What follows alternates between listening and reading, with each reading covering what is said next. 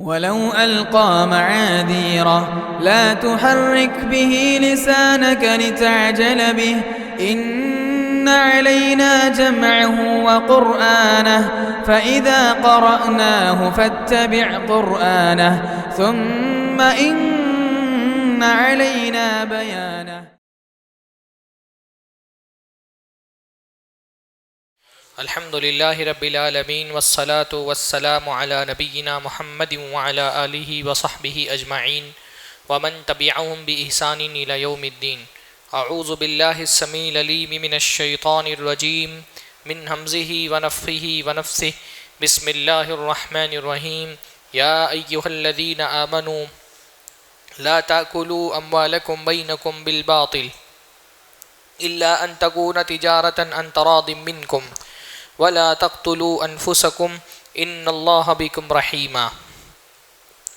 سب سے پہلے ہر طرح کی حمد اور ثنا، تعریف و توصیف اللہ رب العزت کے لیے لائق اور زیبا ہے، جس کے فضل و احسان سے رمضان کی اس بابرکت مجلس میں ہم جمع ہوئے ہیں، اور یہاں جمع ہونے کا مقصد اللہ تعالیٰ کی کتاب کو سمجھنا، اس کی آیتوں میں غور و فکر کرنا، اس کے معانی کو اپنے دماغ میں اتارنا اور اس کی ہدایات کے مطابق اپنی زندگی میں تبدیلی لانا ہے.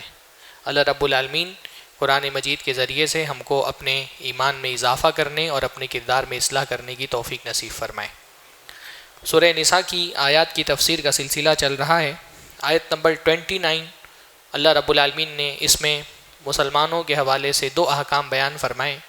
مسلمانوں کے آپس میں حقوق کے حوالے سے فرمایا یا الذین آمنوا لا تاکلوا اموالکم بینکم بالباطل، اے لوگو جو ایمان لائے ہو آپس میں ایک دوسرے کا مال باطل طریقے سے مت کھاؤ. مال کی حرمت، ایک مسلمان کے مال کی حرمت کا بیان کیا گیا ہے. اے لوگو جو ایمان لائے ہو، قرآن مجید میں یہ کلمہ جب آتا ہے نا، اے لوگو جو ایمان لائے ہو، یہ بڑا پیارا کلمہ ہے. یعنی آپ بار بار قرآن مجید میں یہ لفظ سنتے ہوں گے نا، یا الذین آمنوا، اے لوگو جو ایمان لائے ہو. یہ بڑا خاص کلمہ ہے. یعنی ایک تو یہ ہے کہ بھائی اس کلمے کی ایک خصوصیت تو یہ ہے کہ بھائی عبداللہ ابن مسعود وغیرہ نے کہا کہ قرآن مجید میں جب بھی یا الذین آمنوا سنو، حضرت ابن عباس نے فرمایا فوراً تمہارے کان کھڑے ہو جانا چاہیے، تمہارا دماغ جاگ جانا چاہیے، تمہارا دل فوراً اس بات کی طرف مائل ہو جانا چاہیے. جیسے ہی یا الذین آمنوا کے الفاظ سنو فوراً تمہاری توجہ آیت کی طرف مبذول ہو جانی چاہیے، کیونکہ اس کے بعد آنے والا جو حکم ہوگا یا تو اس میں کوئی خیر ہوگا جس کا تم کو حکم دیا گیا ہوگا، یا کوئی شر ہوگا جس سے بچنے کے لیے تم کو کہا گیا ہوگا. تو میں سے ایک بات ہوگی، جب بھی اللہ تعالیٰ خطاب کرتا ہے، ندا لگاتا ہے، پکارتا ہے بندوں کو یا الذین آمنوا، اے لوگوں جو ایمان لائے ہو، تو کیا ہوتا ہے اس کے بعد؟ یا تو کسی خیر کا حکم دیا گیا ہوتا ہے یا تو کسی شر سے روکا گیا ہوتا ہے. اس لیے قرآن مجید میں خاص طور پہ ترجمہ، آپ ترجمہ نہیں بھی پڑھ رہے ہیں لیکن کہیں یا الذین آمنوا آ جائے، رک کر کے ایک مرتبہ ترجمہ اٹھا کر کے دیکھنا چاہیے کہ یہ کون سی بات ہے جس میں اللہ تعالیٰ نے مجھے خصوصی طور پہ خطاب کیا ہے. بھائی قرآن میں خطاب ہوتا ہے یا ایھا الناس، جس میں تمام لوگوں سے خطاب کیا جاتا ہے، اور ایک خطاب خاص ایمان والوں سے ہوتا ہے. اس خطاب کی خصوصیت کیا ہوتی ہے؟ جیسے دیکھیے آپ کبھی کسی آفس میں کام کر رہے ہیں، ہاں کسی ادارے میں آپ کام کرتے ہیں، کسی تنظیم میں کام کر رہے ہیں، تو ایک تو اعلان نکلتا ہے عام لوگوں کے لیے جس کے سارے لوگ مخاطب ہوتے ہیں. لیکن کبھی کوئی پروجیکٹ بہت اہم ہوتا ہے، کوئی کام بہت نازک ہوتا ہے، وہ ہر کسی کے بس کی بات نہیں ہوتی، اس کے لیے خصوصی صلاحیت درکار ہوتی ہے، اسپیشل قسم کی ایبیلٹی چاہیے ہوتی ہے جو ہر امپلائی کے اندر نہیں ہوتی. تو باس جب کوئی خصوصی پروجیکٹ بناتا ہے تو اپنے خاص امپلائیز کی میٹنگ بلاتا ہے نا، ان کو اپنی آفس میں طلب کرتا ہے. یہ کام، بڑا کام ہر کسی کو نہیں دیا جاتا، وہ اسپیشل ایک فورس بنائی جاتی ہے اور اس کے سپرد وہ کام کیا جاتا ہے، ایک الگ ٹاسک فورس بنائی جاتی ہے. ہاں تو ایمان والے کیا ہے؟ اللہ تعالیٰ کی ایک ٹاسک فورس ہے. بڑا کام جو کرنا ہوتا ہے، ایسے کام جن کے لیے ایمانی قوت اور صلاحیت درکار ہوتی ہے، تو وہ ہر کسی سے خطاب نہیں کیا جاتا کیونکہ ہر کسی کے بس کی بات نہیں ہوتی. اس کام کو کرنے کے لیے ایمان کی قوت درکار ہوتی ہے، ایک اسپیشل کام ہوتا ہے، یہ صرف ایمان والوں کے بس کی بات ہوتی ہے. تو اللہ تعالیٰ ہر کسی کو نہیں بلاتا، اسپیشلی ایمان والوں کو بلاتا ہے، ان کو دعوت دی جاتی ہے، ان کے سپرد یہ کام کیا جاتا ہے. تو جب یہ خطاب آئے تو آپ کو سمجھنا چاہیے بھائی کوئی بہت اہم بات ہے کہ ہر کسی کو نہیں بلایا جا رہا، اسپیشلی اللہ تعالیٰ نے آپ کو اس کام کے کرنے کے لیے طلب کیا ہے نا, تو فوراً بندے کو اس کے لیے تیار ہو جانا چاہیے. اچھا, یا ایھا الذین آمنو کے بعد جو حکم آتا ہے وہ ایک طرح سے ایمان کے دعوے کی دلیل ہوتی ہے. مطلب یا الذین آمنو کا مطلب ہے اے لوگو جو ایمان لائے ہو, یعنی جنہوں نے یہ دعویٰ زبان سے کر دیا ہے کہ ہم ایمان لے کر کے آئے ہیں. اب کیا کرنا ہے تم کو؟ یہ کام کرنا ہے. اگر تم واقعتاً ایمان کے دعوے میں سچے ہو تو یہ کام کر کے دکھاؤ. یہ کر لے گئے اس کا مطلب تمہارا ایمان کا دعویٰ سچا تھا, اور یہ نہیں کر سکے اس کا مطلب تم ایمان کا دعویٰ تمہارا سچا نہیں ہے, ایمان کے دعوے میں تم جھوٹے ہو. اگر واقعتاً تمہارے دل میں ایمان ہے تو یہ کام کر کے دکھاؤ جس کا اللہ تعالیٰ تم کو حکم دے رہا ہے. یہ تمہارے ایمان کا ثبوت ہوگا, یہ تمہاری ایمان کی دلیل ہوگی, تمہارے ایمان کی گواہی کا اگر تم کو دلیل لا کر کے دینی ہے تو یہ کام کر کے دکھاؤ. اس لیے قرآن مجید میں جب بھی ندا آتا ہے, ندا مطلب پکار, اللہ تعالیٰ بندوں کو پکار رہا ہے. بھئی ہمارے لیے تو یہی بہت شرف کی بات ہے کہ اللہ ہم کو پکار رہا ہے کہ نہیں؟ ہاں, کائنات کا خالق اگر ہم کو پکار رہی ہے ہمارے لیے کتنے بڑے شرف کی بات ہے. علامہ اقبال رحمہ اللہ کے بارے میں ایک واقعہ ذکر کیا جاتا ہے کہ وہ بیٹھ کر کے قرآن پڑھ رہے تھے, تو ان کے والد آئے اور انہوں نے کہا بیٹا تم سے ایک بات کہنی ہے. تو انہوں نے کہا کہیے والد محترم. تو کہا ابھی نہیں, کبھی مناسب موقع پہ بولوں گا. شوق پیدا کیا دل کے اندر. پھر کبھی دیکھا قرآن پڑھ رہے ہیں, کہا بیٹا تم سے ایک بات کہنی ہے لیکن ابھی نہیں کہوں گا, کسی مناسب موقع پہ کہوں گا. شوق دلا رہے ہیں. ہاں, کبھی کبھی ہوتا ہے نا, اللہ کے نبی صلی اللہ علیہ وسلم بھی اس طرح سے صحابہ کی تربیت میں کرتے تھے کہ سوال کر کے پھر جواب دیتے تھے, اس سے ایک شوق دل میں بیدار ہوتا ہے. تیسری مرتبہ کا بیٹا تم سے ایک بات کہنی ہے بہت ضروری, جب قرآن مجید تلاوت کرو اور وہاں یا ایھا الذین آمنو کے الفاظ آئے تو اس کا ترجمہ کیا کرو اے اقبال. ہاں, انڈیویجولی تم بھی ایمان لائے ہو نا, یہ تصور کیا کرو, یہ امیجن کیا کرو کہ انڈیویجولی اللہ ذاتی طور پہ تم سے خطاب کر رہا ہے. یہ ایک ٹاسک ہے جو تم کو دیا گیا ہے, ایک کام ہے جو تمہارے سپرد کیا گیا ہے, ایک خیر ہے جس کا تم کو حکم دیا گیا ہے, ایک شر ہے جس سے تم کو بچنے کے لیے کہا گیا ہے. انڈیویجولی سوچو کہ اللہ تعالیٰ نے ایک کام تمہارے سپرد کر دیا ہے, اور اللہ ہمارے کام کو سپرد کر دے تو ہم کو تو اپنی مطلب تن من جان مال کی بازی لگا دینا چاہیے اس کام کو پورا کرنے کے لیے, کیونکہ کام حکم کی اہمیت حاکم کی اہمیت کے موافق ہوتی ہے نا. امر کی اہمیت جو اللہ تعالیٰ نے جو حکم دیا جاتا ہے, حکم کتنا اہم ہوتا ہے جتنا بڑا حکم دینے والا ہے. اللہ سب سے بڑا ہے تو اللہ کا حکم بھی کیا ہوتا ہے, سب سے بڑا ہوتا ہے. اس لیے قرآن مجید میں جہاں بھی یا الذین آمنو کے الفاظ سنیں, پڑھیں, دیکھیں, فوراً تیار ہو جائے کہ اللہ تعالیٰ کوئی کام کرنے کے لیے بڑا اہم کام ہے جو ہم کو دیا گیا. فرمایا اے لوگوں جو ایمان لائے ہو, لا تاکلوا اموالکم بینکم بالباطل, آپس میں ایک دوسرے کا مال باطل طریقے سے مت کھاؤ. مسلمان کے مال کو اللہ تعالیٰ نے حرام کر دیا ہے. اس کا مال اس کی رضامندی کے بغیر لینا, باطل طریقے سے اس کا مال کھا جانا اللہ رب العالمین نے حلال نہیں کیا. آج کے دور میں ہم دیکھتے ہیں کہ بڑے بڑے ماشاءاللہ دیندار لوگ, میں ہمیشہ یہ دیکھتا ہوں بے دین لوگوں کو, ان کو تو نماز و روزی کی بھی پرواہ نہیں, تو وہ حلال حرام کی کیا پرواہ کریں گے. دیندار لوگ مالی معاملات میں کرپٹ ہوتے ہیں. بہنوں کی جائیداد کا بات تو اتنی ساری ہوئی, بہنوں کی جائیداد کھا جاتے ہیں, ہاں, بہوؤں سے اپنے جہیز وصول کر رہے ہیں. اس کے علاوہ یعنی دیہاتوں میں دیکھنے میں آتا ہے, شہروں میں دیکھنے میں آتا ہے, ایک بالش زمین بھی اگر کسی کی ہتھیانے کا موقع ملتا ہے بندہ چوکتا نہیں. ہاں, ایک بالشت زمین بھی اگر کسی کی ہتھیانے کا موقع مل جائے لوگ چوکتے نہیں ہیں. یعنی اللہ کے نبی صلی اللہ علیہ وسلم نے فرمایا میں اگر کسی کی زمین تمہارے دلائل سن کر کے تمہارے حوالے کر بھی دوں تو یہ زمین کا ٹکڑا نہیں ہے, یہ جہنم کی آگ ہے جو میں تم کو دے رہا ہوں. آج لوگ جہنم میں اپنا نام ریزرویشن کرانے کے لیے کتنا پریشان ہے. ہاں, ان کی زمین ہڑپ جاؤ, ان کی جائیداد کھا جاؤ, ہاں, ان کا پیسہ مار جاؤ, قرضہ لیں گے واپس نہیں لوٹائیں گے, غلط سامان بیچ دیں گے, انویسٹمنٹ کے نام پہ پیسہ لے کر کے غائب ہو جائیں گے.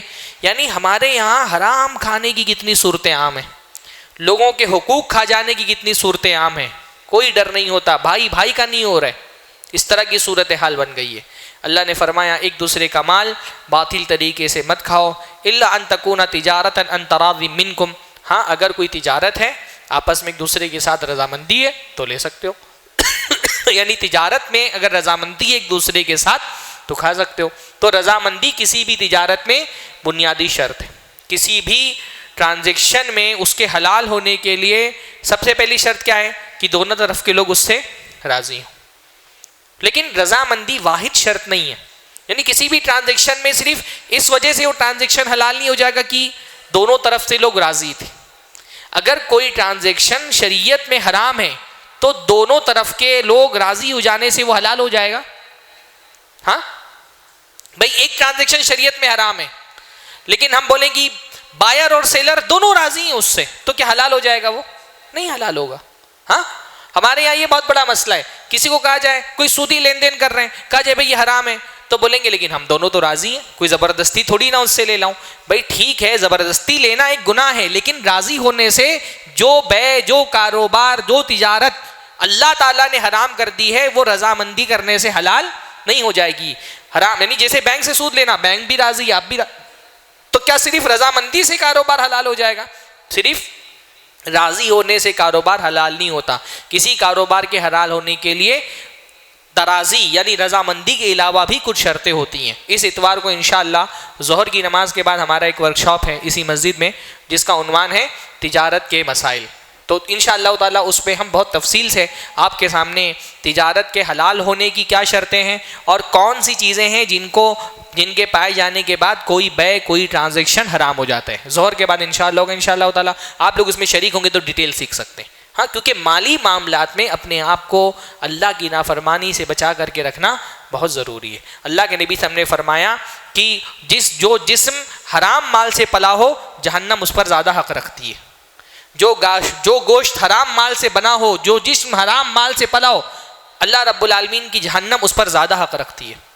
آج ہم دعائیں کر رہے ہیں, ہماری دعائیں قبول نہیں ہوتی. دعائیں قبول نہیں ہونے کی پیچھے وجہ یہ ہے یعنی پوری دنیا میں مسلمان مختلف قسم کے مسائل کا شکار ہے. قنوت نازلہ ہو رہی ہے مسجدوں میں, کیوں نہیں دعائیں قبول ہو رہی؟ مشکل سے 10% مسلمان ایسے ہوں گے جو حلال و حرام کا فرق کر کے اپنے آپ کو حرام سے بچاتے, ورنہ حرام بالکل عام ہو گیا. اللہ کے نبی صلی اللہ علیہ وسلم نے فرمایا نا کہ ایک آدمی سفر پر ہے, مسافر کی دعا اللہ تعالیٰ قبول فرماتا ہے. اور مسافر بھی وہ جو بدحال ہے, اشعثا اغبرا, بال پراگندہ ہے, کپڑے پراگندہ ہیں, پریشان حال ہے.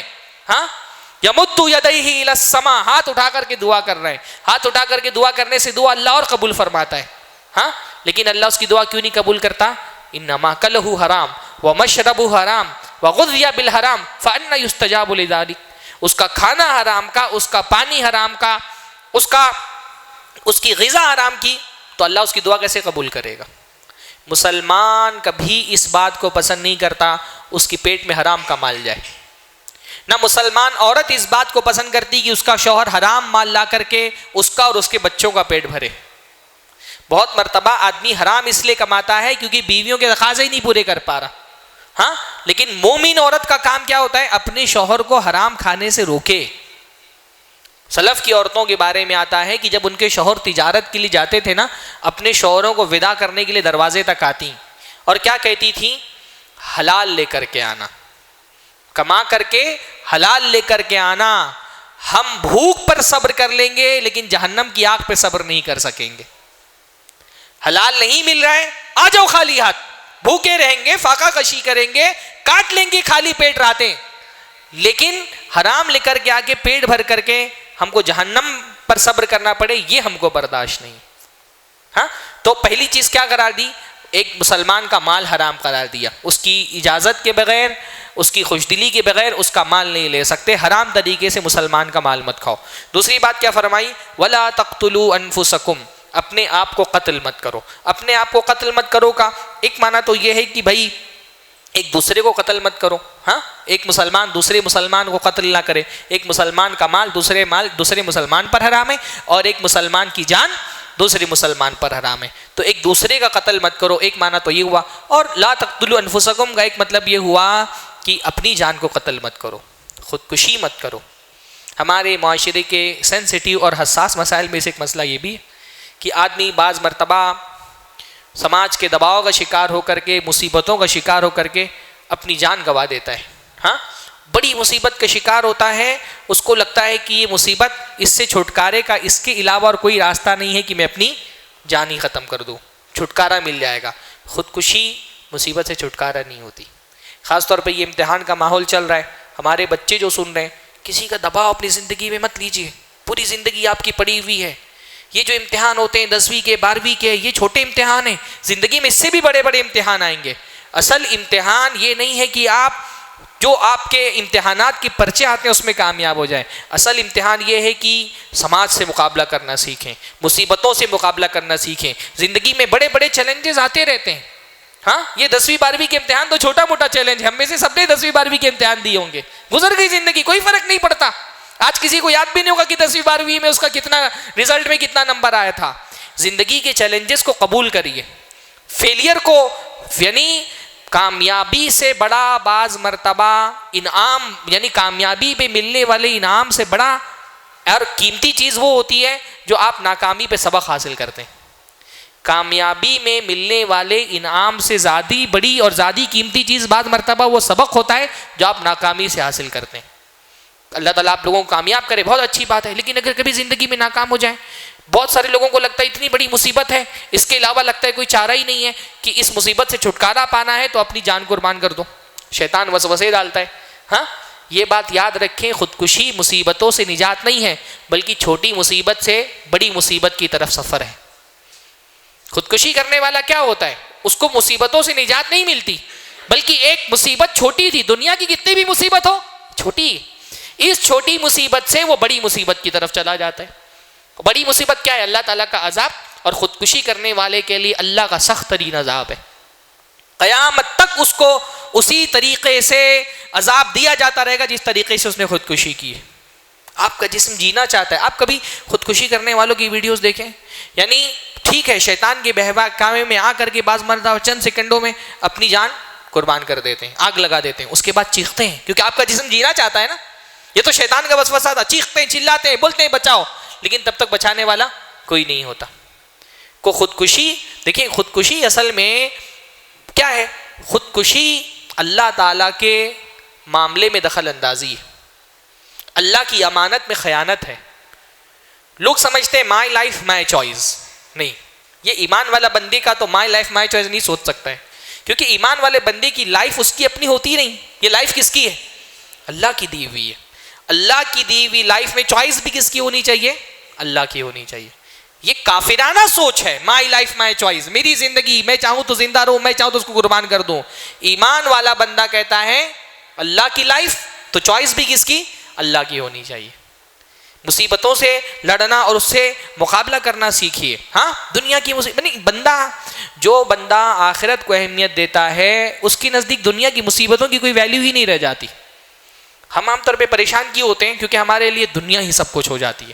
خودکشی کرنے والے لوگ کون ہوتے ہیں؟ وہ جن کے لیے دنیا ہی سب کچھ ہوتی ہے. جب بندہ دنیا ہی کو سب کچھ سمجھ لیتا ہے تو اس کو دنیا کی مصیبتیں بھاری لگنے لگتی ہیں, دنیا کی مصیبتوں سے پریشان ہونے لگتا ہے.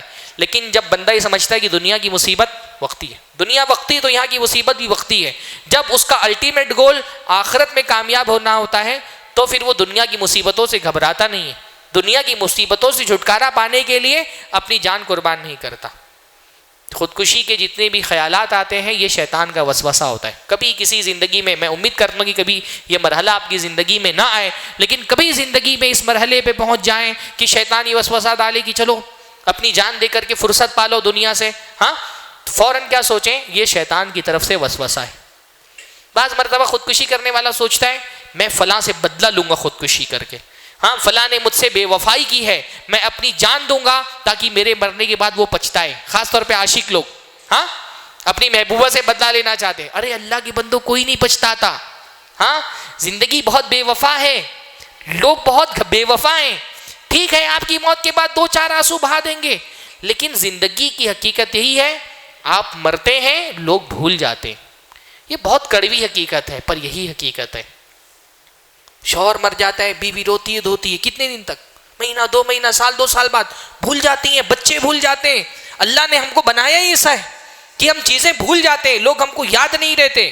جن کے گھروں میں کبھی ماتم پسرا ہوا تھا کسی کی موت کے وقت, آپ دیکھیے 2 مہینے کے بعد جا کر کے دیکھیے لوگ ہنسنے کھیلنے لگتے ہیں. یہ اللہ کا فضل ہے کہ ہم بھول جاتے ہیں. ہاں, لیکن دنیا ایسی ہی ہے. یہ جن کو لگتا ہے نا کہ میں اپنی جان دے دوں گا, تو میری محبوبہ کو بہت افسوس ہوگا، وہ بہت پچھتاوا کرے گی، یا میرے ابا کو بہت افسوس ہوگا، یا میری اماں کو بہت افسوس ہوگا. افسوس ہوتا ہے پر یہ افسوس وقتی ہوتا ہے، یہ ہمیشہ نہیں رہتا. ہاں، کسی کو پچھتاوے میں مبتلا کرنے کے لیے اپنی جان قربان مت کریے. بہرحال تو یہ کہ خودکشی سے اللہ تعالیٰ نے منع فرمایا، وَلَا تَقْتُلُوا أَنفُسَكُمْ إِنَّ اللَّهَ بِكُمْ رَحِيمٌ، اللہ رب العالمین تم پر رحیم ہے، اللہ تم پر رحم کرنے والا ہے. پھر اللہ نے فرمایا إِن تَجْتَنِبُوا كَبَائِرَ مَا تُنْهَوْنَ عَنْهُ نُكَفِّرْ عَنْكُمْ سَيِّئَاتِكُمْ وَنُدْخِلُكُمْ مُدْخَلًا كَبِيرًا. اگر تم کبیرہ گناہوں سے بچاؤ، اپنے آپ کو کبائر سے بچاؤ، تو چھوٹے موٹے گناہ ہم انشاءاللہ تعالیٰ تمہارے معاف فرما دیں گے. کبیرہ گناہ بغیر توبہ کے معاف نہیں ہوتے. دیکھیے پہلی بات تو کبیرہ اور صغیرہ گناہ کا جو فرق ہے، اس فرق کی بنیادی وجہ کیا ہے کہ کبیرہ گناہوں سے انسان کو بچنے کی کوشش زیادہ کرنی چاہیے، ہے نا. ہمارے یہاں بعض مرتبہ کبیرہ صغیرہ کا فرق لوگ اس لیے کرتے ہیں کہ صغیرہ ہے تو کر لو، کبیرہ ہے تو بچو. صغیرہ کبیرہ کا فرق اس لیے نہیں کیا گیا. کبیرہ صغیرہ کا فرق اس لیے کیا گیا کہ صغیرہ کے مقابلے میں کبیرہ سے اپنے آپ کو بچانے کی کوشش زیادہ کرنی چاہیے. یہ نہیں کہ صغیرہ ہے تو کر لو. لوگ سوچتے ہیں ارے یہ تو صغیرہ گناہ ہے. بھائی صغیرہ گناہ بھی بعض مرتبہ جب بندہ اس پہ اصرار کرنے لگتا ہے تو وہ کبیرہ بن جاتا ہے. جیسے اللہ کے نبی صلی اللہ علیہ وسلم نے بعض حدیث میں غالباً فرمایا نا کہ چھوٹی چھوٹی لکڑیاں بھی جو ہے نا وہ اگر جمع کر دی جائے تو پھر وہ ان کو اس میں بھی آگ لگائیں تو آگ تیز بھڑک جاتی. اس طرح کی کوئی مثال اللہ کے نبی صلی اللہ علیہ وسلم نے دی. تو چھوٹے چھوٹا گناہ بھی، اس لیے کسی گناہ کو چھوٹا بھی نہیں سمجھنا چاہیے، حقیر بھی نہیں سمجھنا چاہیے. بہت سارے گناہ جن کو ہم حقیر سمجھتے ہیں، آدمی موسیقی سن رہا ہے، بد نظری کرتا ہے، ہاں، لیکن یہ چھوٹے چھوٹے گناہ مل کر کے انسان کو تباہ کر دیتے ہیں. کسی گناہ کو چھوٹا نہیں سمجھنا چاہیے. ہر گناہ، کوئی بھی گناہ ہم کو ہلاکت کے لیے، البتہ جو کبیرہ گناہ ہیں ان سے بچنے کی کوشش زیادہ کرنی چاہیے. اس لیے علماء نے باقاعدہ کبیرہ گناہوں پہ خصوصی طور پہ کتابیں لکھی تاکہ بندہ اپنی عزت کو، اپنی دینداری کو ان سے زیادہ بچائے. ہاں، الکبائر خاص طور پہ امام ذہبی رحمہ اللہ کی بہت مشہور کتاب ہے کبائر، اس کو پڑھنا چاہیے. تو بڑی کبیرہ گناہ کیا ہے؟ اللہ کے ساتھ شرک کرنا، اللہ تعالیٰ پر جھوٹ بولنا، رسول اللہ پر جھوٹ بولنا، اور اللہ یا اس کے رسول صلی اللہ علیہ وسلم کی شان میں گستاخی کرنا. اسی طرح زبان کے گناہوں میں سے جو گناہ ہیں، غیبت کرنا، چغلی کرنا، والدین کی نافرمانی کرنا، اور زنا کرنا، چوری کرنا، اور سود کھانا. ایسے بہت سارے گناہ ہیں جو کبیرہ گناہوں کی ایک لسٹ ہے. انسان کو کم سے کم زندگی میں ایک بار ایسی کتاب پڑھ لینا چاہیے جس میں کبائر کا ذکر ہوتا ہے. مولانا عبدالسلام رحمانی رحمہ اللہ ہمارے استاد ہیں، انہوں نے بھی بڑے بڑے گناہ کے نام سے کتاب لکھی جس میں کبائر کا ذکر کیا، اور بھی بہت سارے علماء نے کتابیں لکھی ہیں. تو کبائر سے بچنے کی کوشش آدمی کرتا ہے زیادہ. صغیرہ سے تو ہو، صغیرہ ایسے گناہ ہیں جو بندے سے ہو جاتے ہیں. یہ کبھی جانے میں کبھی انجانے میں اپنے آپ کو صغیرہ گناہوں سے بچانا بہت مشکل ہوتا ہے، بلکہ صغیرہ گناہوں کو یاد رکھنا بھی بہت مشکل ہوتا ہے. اس لیے کبیرہ گناہ کے بارے میں تو اللہ نے یہ شرط لگا دی کہ اس کے لیے آپ کو توبہ کرنی پڑے گی، بغیر توبہ کی وہ معاف نہیں ہوتے. صغیرہ گناہوں کے لیے اللہ رب العالمین نے فرمایا ہم معاف بھی کر دیں گے تم کو، اور اس کے ساتھ ساتھ اللہ تعالیٰ نے بہت ساری عبادتیں رکھی ہیں جن عبادتوں سے صغیرہ گناہ معاف ہو جاتے ہیں. جیسے وضو بنانا. وضو بنانا ایک ایسی عبادت ہے جس سے گناہ معاف ہوتے ہیں. نماز پڑھنا، اللہ نے فرمایا کہ ایک نماز سے دوسری نماز، ایک جمعہ سے دوسرا جمعہ، یہ کیا ہے؟ ایک رمضان سے دوسرا رمضان، یہ ان دونوں کے درمیان جو گناہ ہوئے ہیں ان کا کفارہ ہوتے ہیں. اور بھی بہت سارے جیسے عاشورہ کا روزہ رکھنا، عرفہ کا روزہ رکھنا، رمضان میں روزہ رکھنا، اللہ کے نبی نے فرمایا سارے گناہ جو اس کے ہوئے معاف ہو جاتے ہیں. یہ قیام اللیل کرنا، تراویح کی نماز پڑھنا، کیونکہ صغیرہ گناہ یاد نہیں رہتے. اگر صغیرہ گناہوں میں شرط لگا دی جائے کہ ان کی بھی توبہ کرنی پڑے گی تو ہم کو یاد ہی نہیں ہم نے کتنے صغیرہ گناہ کیے. تو اللہ نے یہ بڑی رحمت کی ہے کہ صغیرہ گناہ معاف کرنے کے لیے اللہ تعالیٰ نے بہت سارے راستے کھول دیے. رمضان کا موقع خصوصی طور پہ اللہ تعالیٰ سے اپنے گناہوں کی معاف کرانے کا موقع ہے. تو رمضان میں کبیرہ گناہ تو یاد کر کر کے کہ ہم سے کون کون سے زندگی میں کبیرہ گناہ ہوئے، اللہ سے توبہ کرنی چاہیے. اور صغیرہ گناہوں کے معاملے میں بندے کو ایسے ہی نیکیاں، عبادتیں، صدقات و خیرات سب کرنا چاہیے تاکہ وہ صغیرہ گناہ بھی معاف ہو جائیں. اور جو عبادتیں کرتے ہیں اس میں ایک نیت بھی ہونی چاہیے، بار بار اس کی تجدید کرنا چاہیے کہ بھائی ہم تراویح کی نماز کیوں پڑھنے کے لیے آئیں، ثواب ملے تو نیت ہے یہ، لیکن اس کے ذریعے سے اللہ تعالیٰ ہمارے گناہ بھی معاف فرما دے. رمضان میں روزے کیوں رکھ رہے ہیں؟ ثواب ملے، اللہ تعالیٰ اپنے درجات بلند کرے، ہمارے درجات اپنے یہاں بلند کرے، یہ تو ایک مقصد ہے. اس کے ساتھ ساتھ ہمارے گناہ بھی اللہ رب العالمین معاف فرما دے. تو اس کا ذکر اللہ رب العالمین نے کیا. پھر اللہ تعالیٰ نے فرمایا لا تتمنوا ما فضل اللہ به بعضکم علی بعض للرجال نصیب مما اکتسبوا وللنساء نصیب مما اکتسبن، کہ اللہ تعالیٰ نے کسی کو کچھ زیادہ دے دیا ہے تو اس کی تمنا مت کرو. اللہ تعالیٰ نے انسانوں کے درمیان میں تفریق رکھی ہے. نعمتوں میں سارے انسان برابر نہیں ہیں، تفریق ہے. تو اللہ تعالیٰ نے اگر کسی کو مجھ سے زیادہ کوئی نعمت دے دی ہے تو ہم کو اس نعمت کی تمنا نہیں کرنا چاہیے. میرے کسی بھائی کے پاس مجھ سے زیادہ مال ہے، ہاں، کسی بہن کا دیکھے کہ دوسری بہن کے پاس حسن و جمال زیادہ ہے، کسی کے پاس شہرت ہے، کسی کے پاس عزت ہے، کسی کے پاس دولت ہے. ہاں جو بھی اللہ تعالیٰ نے نعمتیں بانٹی ہے، نعمتیں بانٹنے والا اللہ ہے. اللہ کے فیصلے سے راضی رہو. کسی دوسرے کو اللہ نے کچھ ایسا دے دیا ہے جو تم کو نہیں دیا ہے تو اس کی تمنا مت کرو، اس کی تمنا مت کرو. اللہ سے فضل مانگو، واسأل اللہ من فضلی، لیکن کسی سے حسد مت کرو. یعنی حسد کہاں سے پیدا ہوتا ہے؟ جب ہم اللہ کی تقسیم سے راضی نہیں ہوتے. کسی کو مجھ سے زیادہ علم مل گیا، کسی کو مجھ سے زیادہ شہرت مل گئی، کسی کو مجھ سے زیادہ اللہ تعالیٰ نے دولت دے دی، اب میں حسد کرنے لگتا ہوں. تو میں اگر حسد کر رہا ہوں اپنے کسی بھائی سے اس کی کسی نعمت پر، اس کا مطلب میں اللہ کی تقسیم سے راضی نہیں ہوں. کیونکہ بھائی اس کو اگر مجھ سے زیادہ مال ملا ہے تو کس نے دیا ہے؟ اللہ نے دیا ہے نا. کسی کو اگر مجھ سے زیادہ خوبصورتی مل گئی تو کس نے دیا ہے؟ اللہ نے دیا ہے. کسی کو مجھ سے زیادہ شہرت مل گئی تو کس نے دیا ہے؟ اللہ نے دیا ہے. تو فرمایا کسی کو اللہ تعالیٰ نے کچھ زیادہ دے دیا ہے تو اس کی تمنا مت کرو، اس پر حسرت مت کرو. اللہ سے اپنا فضل مانگتے رہو، اس کا فضل مانگتے رہو. جب اللہ کی تقسیم سے بندہ راضی ہو جاتا ہے تو اس کے دل میں حسد کے جذبات پیدا نہیں ہوتے. تو وہ حسد کا بہت بہترین علاج اسے آیت میں بتایا. پھر خاص طور پہ خواتین کے بارے میں فرمایا کہ اللہ رب العالمین مردوں نے جو کمایا وہ ان کے لیے، عورت جو کماتی ہیں وہ ان کے لیے. یعنی اگر عورت ہے وہ مردوں کے مرتبے کی تمنا نہ کرے، اللہ تعالیٰ نے مردوں کو جو مرتبہ دی ہے، اور مرد جو ہے وہ عورتوں کے مرتبے کی تمنا نہ کرے، ہے نا. اللہ سے فضل تلاش کرو، مانگو. اور اللہ تعالیٰ نے کسی کو مرد بنا دیا، جیسے اللہ کے نبی کے زمانے میں بعض مرتبہ اس طرح کے معاملات آئے نا کہ بھئی مردوں کو اللہ تعالیٰ نے جماعت سے نماز پڑھنے کا حکم دیا ہے، وہ جہاد کرتے ہیں اور بہت ساری دعوت کا کام بہت ایک اعلیٰ لیول پہ جا کر کے کرتے ہیں. تو خواتین کو یہ بعض مرتبہ احساس ہو سکتا ہے کہ دین کے بہت سارے معاملات میں مرد ہم سے آگے ہو گئے. تو اللہ تعالیٰ نے اگر کسی کو مرد بنا دیا، اس کو کچھ فضیلتوں سے نواز دیا، اس کو کچھ نعمتیں دے دی ہیں، اس کو کچھ ایکسٹرا صلاحیتیں دے دی ہیں، تو تم مردوں کے مقام کی تمنا مت کرو. فیمنزم کو توڑنے والی یہ بڑی پیاری آیت ہے. ہاں یعنی فیمنزم میں پورا بنیادی ذریعہ فیمنزم کا کیا ہے کہ عورت کی کامیابی کا معیار مرد کو بنا دیا گیا. فیمنزم میں کیا ہوا ہے؟ کامیاب عورت کون ہے؟ جو مرد بن جائے. یہ بہت بڑی بات ہے، لیکن صورتحال یہ ہے نا، مطلب جو کام مرد کر رہا ہے یہ کہہ دیا گیا ہے کہ عورت اسی وقت کامیاب ہوگی جب وہ کام کر لے جو مرد کر رہا ہے. بنیادی نظریہ فیمنزم کا یہی ہے. عورت عورت رہ کر کے، ہم کہتے ہیں عورت عورت رہ کر بھی کامیاب ہو سکتی ہے، لیکن فیمنزم کا نظریہ کیا نہیں، عورت کو مرد بناؤ تب وہ کامیاب ہوگی. وہ بھی مردوں کی طرح ٹرینیں چلائے، ہوائی جہاز اڑائیں، ٹرک چلا رہی. میں نے دیکھا کہ کوئی پیٹرول کی کا ایڈ آ رہا تھا، جو پیٹرول میں وہ کیمیکل ڈالا جاتا ہے، تو اس نے بہت گلوریفائی کیا ایک ایسی عورت کو جو انڈیا کی فرسٹ لیڈی ٹرک ڈرائیور ہے. تو اس میں کون سے بڑی شان کی بات ہے؟ ہاں فیمنزم کا یعنی ہم کہتے ہیں ایک عورت کو کامیاب ہونے کے لیے ضروری نہیں کہ وہ مردوں کی طرح عمارتیں بڑی بڑی تعمیر کرے. فیمنزم یہ کہتا ہے کہ عورت گھر میں رہ کر کے اپنا خاندان کی تعمیر کر رہی ہے، اپنے بچوں کی تربیت کر رہی ہے، وہ کامیاب نہیں. کامیاب عورت وہ ہے جو گھر سے باہر نکل کر کے بلڈنگیں تعمیر کر رہی ہے. انجینئر بن جائے تو وہ کامیاب ہے، گھر میں اگر اپنے بچوں کی تربیت کری تو وہ کامیاب نہیں. ہاں وہ ناکام ہے.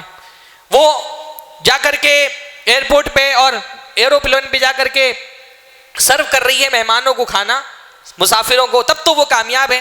گھر میں رہ کر کے اپنے بچے کو کھانا کھلا رہی تو کامیاب نہیں. عورت کا اللہ تعالیٰ نے دائرہ بنایا ہے، اس عورت کی کامیابی ہے کہ وہ اپنے دائرے میں رہ کر کے اپنی ذمہ داری ادا کر دے. اللہ تعالیٰ نے مرد عورت میں کوئی تفریق نہیں رکھی ہے، جیسے مرد اللہ کے بندے عورت بھی اللہ کی بندی ہے. پر کیونکہ مرد کا مزاج، صلاحیت، قوت، طاقت عورتوں سے مختلف ہے تو اللہ تعالیٰ نے دونوں کا جو فیلڈ آف ورک ہے وہ الگ رکھا ہے. عورت کی فیلڈ اس کے گھر کے اندر کی ہے. کامیاب عورت وہ ہے جو اپنی فیلڈ میں اپنے بچوں کی تعلیم و تربیت کرنے میں کامیاب ہو جائے. کامیاب مرد وہ ہے جو اپنی فیلڈ میں کامیاب ہو. اللہ تعالیٰ نے دونوں کی ذمہ داریاں بانٹ دی ہیں. فیمنزم کیا کرتا ہے کہ کامیاب مرد کی جو تقاضے ہیں ایک مرد کے کامیاب ہونے کے، وہ عورتوں کو بھی دے دیتا ہے کہ تم بھی اس وقت کامیاب ہو سکتی ہو جب تم مرد بن کر کے دکھا دو کامیاب. شریعت کہتی ہے نہیں، عورت اپنے گھر میں بھی کامیاب ہے.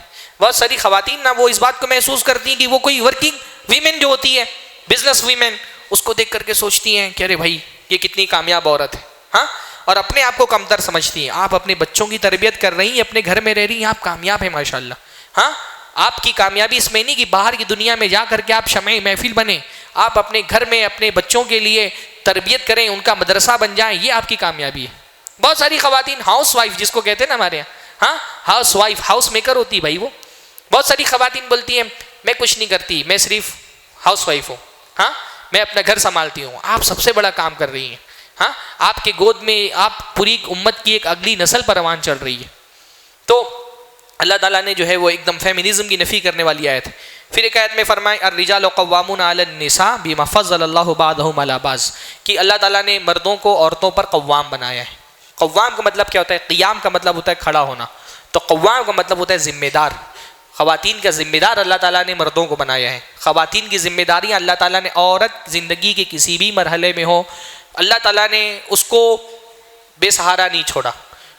مردوں کے کندھوں پر اللہ تعالیٰ نے عورتوں کی ذمہ داریاں ڈالی۔ وہ بیٹی ہوگی تو باپ اس کی ذمہ داری اٹھائے گا، وہ بیوی ہوگی شوہر اس کی ذمہ داری اٹھائے گا، وہ ماں بن جائے گی تو بیٹا اس کی ذمہ داری اٹھائے گا۔ کسی بھی مرحلے میں عورت کو اللہ رب العالمین نے، کیونکہ عورت کمزور ہے، عورت کمزور ہے، یہی اس کی حقیقت ہے، تو کمزور کو مضبوط کا سہارا چاہیے ہوتا ہے۔ اللہ تعالیٰ نے مردوں کو مضبوط بنایا ہے، تو ہر زندگی کے مرحلے میں اللہ رب العالمین نے مرد کو عورت کا ذمہ دار بنایا ہے۔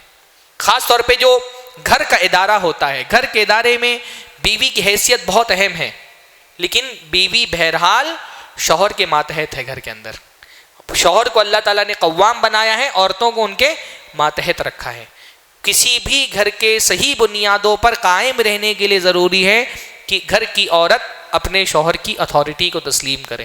اللہ نے فرمایا للرجال علیہن درجہ، اللہ رب العالمین نے مردوں کا ایک درجہ بلند رکھا ہے۔ مرد گھر کا حاکم ہے، مرد یعنی گھر اگر ایک ادارہ ہے تو گھر کا اس ادارے کا سربراہ کون ہے؟ مرد۔ گھر اگر ایک ریاست ہے تو اس ریاست کا حاکم کون ہے؟ مرد۔ عورت گھر میں ماتحت ہے۔ ہمارے جو پارٹنر والا تصور ہے نا، جہاں عورت یہ سمجھتی ہے کہ میرا اور میرے شوہر کا برابر کا حق ہے گھر کے اندر، یہ پارٹنر والا تصور بہت ساری خرابیاں پیدا کرتا ہے۔